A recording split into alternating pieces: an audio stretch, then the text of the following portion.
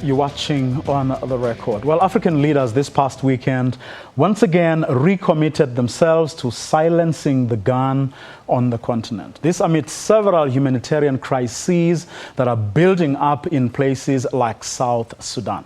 Now, the world's newest state is caught up in a web of violence, displacements, rape, and death, thanks in no small measure to the country's warring political leaders. Opposition leader Riek Machar is in self-imposed exile in Ethiopia, and I caught up with him at the weekend. I began by asking him why he was refusing to go back home and what it is that it would take for him to change his mind. I have dispatched an advance team led by General Tabandeng, who is our chief negotiator to Juba. That advance team is composed of 250 men and women, of which most of our leadership is in Juba. They went to pursue the process of implementation of the agreement. Now, part of the process is to incorporate the agreement into the current transitional constitution.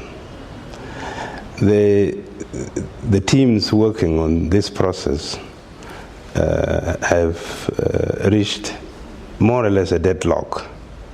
And on particularly one issue, the number of states in South Sudan. The agreement stipulates that the number of states is 10, which the existing ones. But since October the 2nd, President Salva has declared 28 states, which is ultra-virus to the agreement.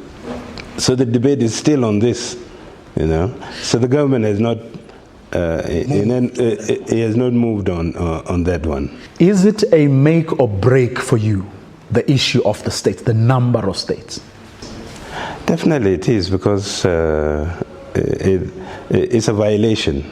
When one side acts ultra-virus to the agreement, and this is a violation, and it is an obstacle to getting a constitution. So you wouldn't even open negotiations on that one to say, maybe let's meet each other halfway. Instead of 28, he brings them down, and maybe you agree that they go up from the original 10. Well, you know, the agreement was brokered by IGAD plus other 5 countries, including your country, South Africa. So it will depend on them whether they want to change the text of the agreement on this particular issue. So we'll wait. The ball is on the court of the grantors of this agreement. What do you think lies behind the government's insistence on having 28 instead of the original 10 that was agreed to? You know, when we were in the negotiations, we had suggested 21 states rather than the 10 states which were existing. But then the government and the mediators thought our suggestion was going to be costly. But we told them that the increment of states is very popular in South Sudan. I think they went back, the government went back and found that our suggestion was popular, and they added 7 to it. But this is, they thought late. We already were locked in an agreement which says 10 states. Well, so on principle, the idea came from us, but they rejected it when we were negotiating. Now to come back and say, after both have signed an agreement, and then you say, well, probably we are right, only that we want to add 7 to make it 28. Well, that puts the agreement in a very precarious situation. One would get up overnight and say, I want to change the agreement. If what the government wants now is close to what you wanted originally, in any case, can't you then just say, okay, you've come back to your senses, we had told you that we needed more instead of less, so, and then just agree and then get the process to move on? We would be accused of violating the agreement. So that's why I said the ball is on the court of the mediators and the grantors. They want to change the text of the agreement, then they won't blame us, you know. We don't want to be blamed for changing the text of the agreement at all. But if everybody else agrees, you want to oppose? We'll talk. Is there something else that could make or break the negotiations from this point? Currently, there are two issues which we think we could resolve. One of them is when the Transitional National Assembly sits, the first sitting, who would share it? The norm is always the elderly person, the most elderly person would share it. The government is saying their current speaker. So we're saying, no, that's not possible. And there's another issue on the whether we have presidential advisors. This is not mentioned in the agreement, but these are issues that we can discuss.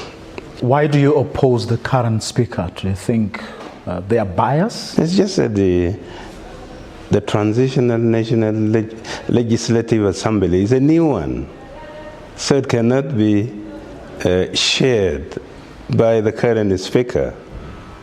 The current speaker can share the current national legislature, but not the transitional one, because this is a new one. Ideally, if you were to put suggestions on the table, what kind of a person would you look out for? The most elderly person in the assembly. I don't know who is the most elderly person in the assembly currently. So age is all that matters to you? Yeah, age is that matters. That is credibility in a form. Anything else that you're going to insist on? Well, these are the three main issues. We want a constitution. We want to kick off the transitional government of national unity as soon as possible. The Secretary General of the United Nations said at the AU that both parties to this conflict should take blame for what is going on. Are you prepared to take at least some of the blame for the current state of affairs? I want to know, what is it that I have not implemented from my side to take a blame? You know, this idea of share blame, balance blame, doesn't help. A spade should be called a spade. Well, I guess it is to the extent that, you know, over a period, millions of people have been displaced, thousands have died. I think he was saying it in that spirit, that both parties to the conflict should at least regret the fact that, you know, lives have been lost, people have been displaced, and to an extent take some blame. You see, before December 15th, 2013, I was among those who said, war is over in South Sudan, war is over in the two Sudans. Unfortunately, I was caught by surprise when war erupted again, and particularly in Juba. And to me, as a former liberator, and who participated effectively to ensure that South Sudan becomes independent, I wouldn't want to see any war again. We now have been forced to fight a war. We don't like it. We see the devastation it has taken, the displacement, the millions who have been displaced, the thousands that have been killed.